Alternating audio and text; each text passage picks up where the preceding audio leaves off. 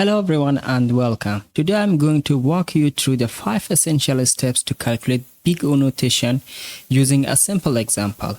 As you can see, we have a function here designed to find the maximum number in an array.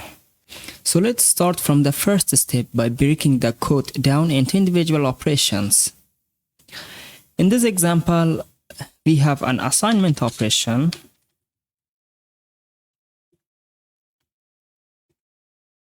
a for loop, a comparison test,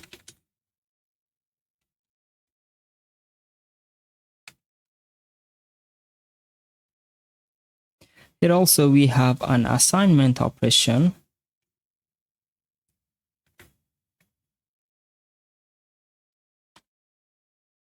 here also we have an assignment operation. So we are done with the first step. Let's move to the second step.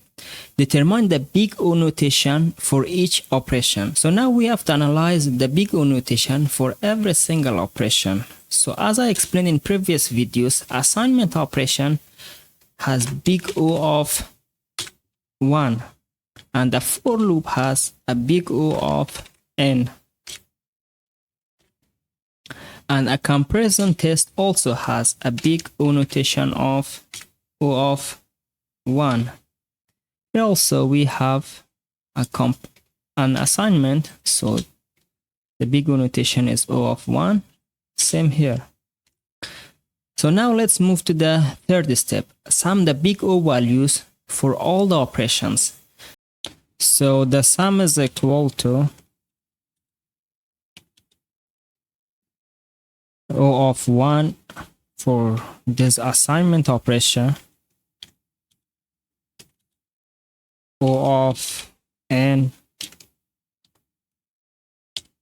for loop, and O of 1 for this comparison test,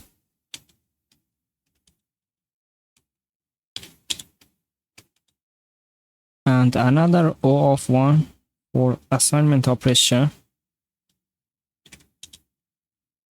and finally we have another O of 1 for the assignment operation.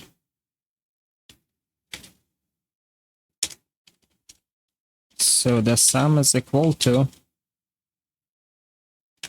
O of 1 plus n plus 1 plus 1 plus 1. So sum is equal to O of 4 plus n. So we are done with the third step. Let's move to the fourth step. Eliminate any constants from the result. So here the 4 is constant, so we remove it and just get rid of 4. Sum is equal to O of n. Now let's move to the fifth step. Identify the term with the highest order.